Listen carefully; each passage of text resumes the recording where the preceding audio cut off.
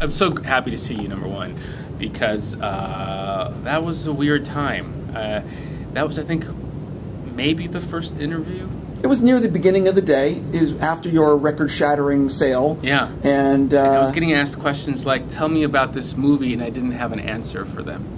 Yeah, that doesn't matter. The thing is, you're not used to talking about the movie. Well, you weren't media trained properly. Not media trained. I've been in the cutting room until 2 days before. Very sick. And all of a sudden, you let the movie go, and that's terrifying. And then it has that kind of reception. Then you throw into press the next day. And I hadn't slept. I probably, when we spoke, I don't think I'd slept for over 3 days. I have problems sleeping, but leading up to Sundance, it was anxiety, finishing the film, and then when we finally showed the film, then it's, of course, I can't believe this is happening. That's now right. Why you're not sleeping, and your phone keeps texting and messages, and you're reading everything, and then here we are, and you're asking me questions and meeting other people. It was so new to me. When you're younger, you dream of these, meeting the press and talking about your film, but you're not. I think as a director, some people are obviously, everyone is much better at it than me, but it's just an emotional process, right? And if you just started to let the movie go, and now you have to put it into words and intellectualize it. But it's funny, as you do that, you start learning more about the movie, which is interesting. Well, it's also you come up with what you feel comfortable saying, and you sort of repeat those talking points. Yes, I try not to. Yeah, you sort of have to, though, with certain things, maybe. I try not to. What has it been like for you over the last number of months, having such a huge hit at Sundance? Then, you obviously get back to Hollywood, and I'm sure there are a lot more doors that are opened, and all of a sudden, let's talk. What do you want to do next? Oh, God, yes. Oh, God. Oh, yes. People take me out to lunch that you've been hurt before, and now they're offering you movies, but the best thing about it was actors are interested in meeting with you, and I love actors, and that was wonderful. Meeting Herzog. He saw the film and invited me over to his house for coffee. Means a lot. I can't even imagine. And then, of course, I think everybody has these stories they want to tell, and scripts you've been developing for a while that no one will either really take seriously, even though it's a good piece of material, and now they're taking it seriously. Now there's an opportunity to talk, and kind of my whole thing with this movie was that I got a taste of what it is to make a personal film, what that does to you as a director, and how you change while making it. And you want to continue that path, and you realize some of my favorite directors, or most of them, you can really learn about them by watching their body of work and who they were at the time, what they were interested in. It doesn't have to be autobiographical, but you get a sense of them, and I was able to express myself in some way, and it felt great, and I want to kind of continue to do that as often as I can. Have you lined up what you want to do next? Will it be indie? Are you going to work at a studio? There are a few things that are coming together. I loved working with Indie and Paintbrush. I love the idea that I don't want to, ideally, I would need protection from, I would like to feel protected the way I felt with Indie and Paintbrush, where you know who you're talking to, you know who the boss is, they respect your vision of the movie, and they're not looking to change anything because of scorecards, or you don't have a lot of opinions coming at you for changes. I know what that process is like, and I know I don't work well under those circumstances. So I'd love to be able to continue working independent or studio, but knowing that my vision that my voice will be heard, and that my vision will remain intact. Doesn't that sort of come down to a little bit like the level of budget you want to work with? Sometimes, sure. Because I would imagine if you take a $100 million studio movie, all of a sudden the scorecards do matter, sure. And there's a lot more. I just wanted to know, who am I talking to? And before you set out to make the film, is it clear the film that you're going to make, that you intend to make, and how you see it? Has that vision been, or have you communicated it? It's my responsibility. But sure, bigger budgets, bigger responsibility, a lot more people and corporations. That I get it, and I'll be burned again, and something. Sometimes that'll work, and sometimes the movies won't work out. But But I love the freedom that my producers and my financiers, they inspire freedom, you know, and they're able to take chances.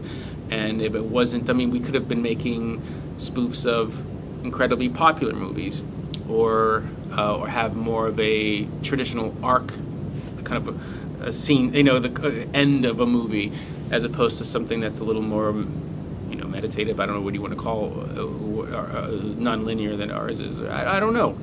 It's it'll be hard to have to. I think I'll be chasing the high of making this movie forever. But hopefully versions of it will continue, because I've grown so much. You know, I've been in the business for a very long time. I still feel like a PA, and I always will. But I've grown so much as a man and a filmmaker because of this. I've been playing a game with everyone on the site for the last month or so, and we're about to play. We have about 4 minutes left, and let's do it. It's called Save or Kill. One of these things you can save. One of these is erased from existence forever. What do you save? It is a way of finding out what you like more than, you know what I mean? It's like, what do you like more than another? So give me the rules again. One of these you can save. One of these is erased from existence forever. Done. So you should say what you want to save. Here we go. Star Wars or Star Trek? Star Wars. Game of Thrones or Breaking Bad? Breaking Bad. The Wire or Mad Men? The Wire. NSYNC or the Backstreet Boys? NSYNC. Zelda or Mario? What is that? It's from Nintendo. Oh, Mario, Super Mario Brothers? Yeah, all that stuff. Oh, okay, Mario. Han Solo or Indiana Jones? Indiana Jones. The Beatles or the Rolling Stones? Rolling Stones. Harry Potter or Lord of the Rings? Harry Potter. Iron Man or Captain America? Iron Man. Twilight or 50 Shades of Grey? Oh, Jesus. Twilight? This is going to be brutal for you, especially. Scorsese or Spielberg? I can't answer these questions. Pass, I can't answer this question. Well, look, Scorsese changed my life. Right, exactly. That's why I especially enjoyed this one for you. No, I can't do. Look, my hands are sweating. Right. This is unfair. Scorsese completely changed my life. Pass. I can't do this. I will accept that you can get a pass. Most people take a pass on Beatles and Rolling Stones. Oh, no, that's easy. Right. But I accept that one for you. DC or Marvel? Marvel. Back to the Future or Ghostbusters? Back to the Future. Oh, that's a tough one. Back to the Future. I'll stick with that. The Sopranos or Walking Dead? Sopranos. Rowdy Roddy Piper or Andre the Giant? Andre the Giant. That was actually the last one. What does that say about me? Nothing. Okay. I'll actually say something specifically. That is the fastest possibly anyone has gone through the list. Oh. and that is impressive, because most people are way more, you know, like they're sitting there sweating it out. Like Star Wars or Star Trek can sometimes... Easy, yeah. Most of them are pretty easy for me. Spielberg, Scorsese, because I have so much respect for both of them. But of course, Scorsese, you know, but how could you grow up without being... Spielberg's movies transforming the sense of adventure and because Scorsese movies I discovered on my TV, you know, Mean Streets, and I saw the first Scorsese movie I saw in the theater. I'm lying. I drove to San Antonio to see Life Lessons, his section of New York Stories. And then the first movie I saw in the theater was Goodfellas when I had my first year in New York at NYU. Everything else I saw on video, but the Spielberg movies did come to my hometown and play in the theater. So you got to sense that. Of course, how you not transformed by those movies? But Main Streets was deeply personal to me, and so that is. But they're hard. I mean, did I tell you my Spielberg story when I did an episode of I did the pilot of Red Band Society, and he produced it. And we were addressing notes, network notes, and he came into the cutting room and he stayed with me. It was a Good Friday, 4 hours. He knew my dailies better than me. He'd say, David, who was the editor, I'd say, what's that thing that was that the thing in the fourth take at the end, and there would be a little, it's almost a roll-up, but there's a nice little movement, and we solved one of the notes by compressing the scene by adding. It was remarkable. So how down to earth and just the discipline and the dedication and the memory to just the discipline, how dedicated he was. He was producing something and really was watching all the dailies. And it's hard for me on a TV schedule to shoot and then keep up with the dailies when you have 4 days and you have to turn around and cut. You know, it was so he they're so impressive in their own ways, and they all make brilliant films. And that's crazy, that story. Yeah. That's absolutely nuts, because you got to figure also how busy he is. Forget about it. Like, you think your schedule is busy, or my schedule is busy. Yeah. It's nothing. He also has a family. It's a family, yeah. Like, that's crazy. And a studio he's running. Yeah, like, that's absolutely bonkers. My last question for you, because I got to wrap. Has the film changed since Sundance, or is it... It's exactly the same. That is amazing. I went back 5 times to tweak the volume of one particular thing. I was driving everybody crazy with this. It's the volume of Scorsese's commentary over the taxi driver burning, the volume of his voice, because I realized at Sundance it was too low, and you weren't getting a sense of Scorsese. Then we tweaked it, and I screened it again, and when we were doing the festival tours and word of mouth screens, and then it was too abrupt, the volume, when we adjusted it, and it sounded like another character in the room, and it also distracted from the conversation with the phone call between Greg and Rachel.